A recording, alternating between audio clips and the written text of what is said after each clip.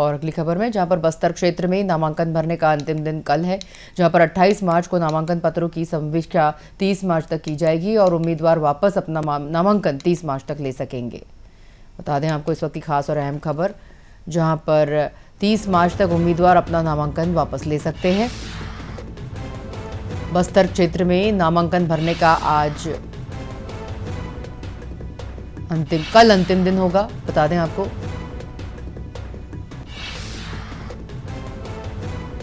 अट्ठाईस मार्च को नामांकन पत्रों की समीक्षा होगी।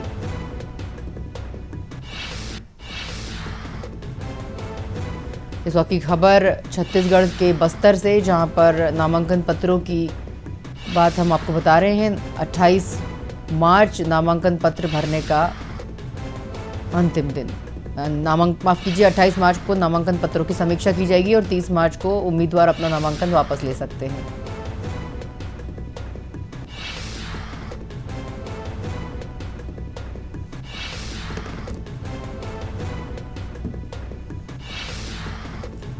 बस्तर क्षेत्र में नामांकन भरने की तिथि। चलिए, और अधिक जानकारी के लिए हमारे साथ मनमोहन नेताम जुड़ चुके हैं, हमारे संवाददाता छत्तीसगढ़। मनमोहन, जिस तरह से अब नामांकन पत्रों को भरने की जो है दौर चल रहा है, बस्तर क्षेत्र की बात कर रहे हैं, तो कल अंतिम दिन बताया जा रहा है और 28 मार्च को समीक्षा की जाएगी, 30 मार्च तक उम्मीदवार अपना नाम वापस ले सकेंगे। इसके अलावा और क्या अपडेट है नामांकन पत्र भरने के लिए?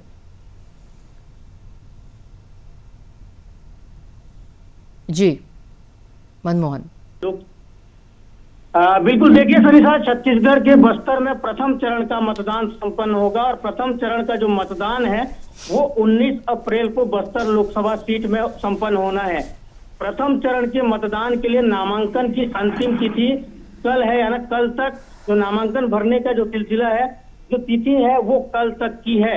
और निश्चित तौर पर जो नामांकन का जो समीक्षा करना है या फिर उसके दस्तावेजों की जो जांच करनी है, उसकी तिथि 28 मार्च तक नामांकन की समीक्षा करेंगे जो मतदान के जो कर्मचारी हैं वो।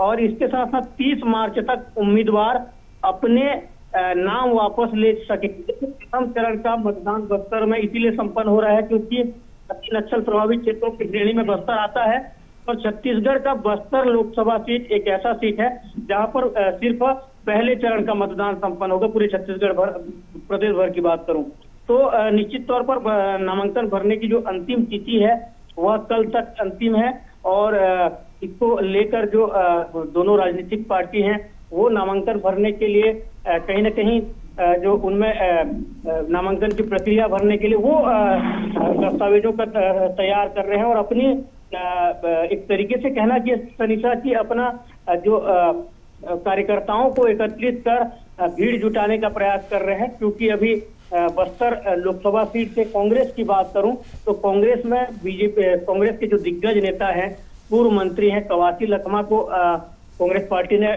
प्रत्याशी बनाया है। तो निश्चित तौर पर एक चुनावी जो माहौल है वो बस्तर में अभी से देखने को मिलेगी और कहीं ना कहीं बीजेपी और कांग्रेस दोनों राजनीतिक दल बस्तर को जीतने के लिए एड़ी चोटी एक कर रहे हैं। तो नामांकन की प्रक्रिया कल तक की आखिरी तिथि है। जी मनमोहन, जिस तरह से बस्तर की बात कर रहे हैं, हम नामांकन पत्र भरने की बात कर रहे हैं, हम आपसे ये भी जानना चाहेंगे कि नामांकन भरने के लिए जो उम्मीदवार हैं उनकी नामांकन रैली में या उनके साथ नामांकन भरने के लिए कौन वहां पर उपस्थित होंगे?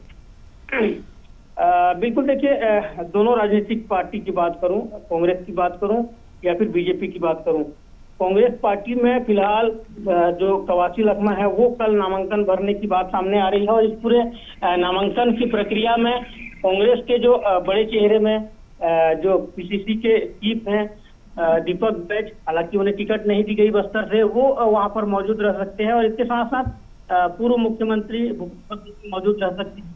ये कयास भी यहाँ लगाए जा रहे हैं कि जिस तरीके से बस्तर में टिकट को लेकर कांग्रेस पार्टी में जो उठापटक चल रही थी और दीपक बैज और कवासी लखमा के जो बेटे हरीश लखमा, ये दोनों का नाम चर्चाओं में था, लेकिन फिलहाल कवासी लखमा को बस्तर से टिकट दी गई है और ऐसे में बस्तर को जीतने के लिए कांग्रेस किसी भी तरीके से कोई रिस्क नहीं ले रही है, इसीलिए वो कवासी लखमा को मैदान में उतारी है और कहीं ना कहीं बस्तर क्षेत्र से कांग्रेस जीतने के लिए इस बार एड़ी चोटी एक करेगी और बीजेपी भी पीछे नहीं है।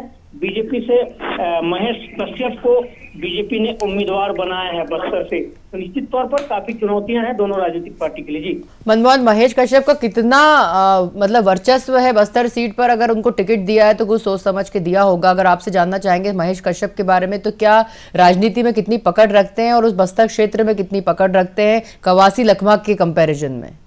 बिल्कुल आपने सही सवाल किया फनीसा। देखिए, बस्तर क्षेत्र की बात करूं तो महेश कश्यप जो बीजेपी संगठन से बहुत पहले से जुड़े हुए हैं, और साथ ही साथ महेश कश्यप की बात करूं तो उन्हें इसके पहले भी बीजेपी के प्रवक्ता के तौर पर वो काम करते आए हैं। और कहीं ना कहीं बीजेपी अगर बस्तर से महेश कश्यप को मैदान में उतारी है तो सोच समझकर मैदान में उतारी है। देखिए, बस्तर क्षेत्र की बात करूं तो सबसे ज्यादा प्रमुख मुद्दा रहता है नक्सलवाद, और दूसरी बात कहूं तो बस्तर क्षेत्र से ही धर्मांतरण का मामला कहीं ना कहीं ज्यादा जोर पकड़ता है।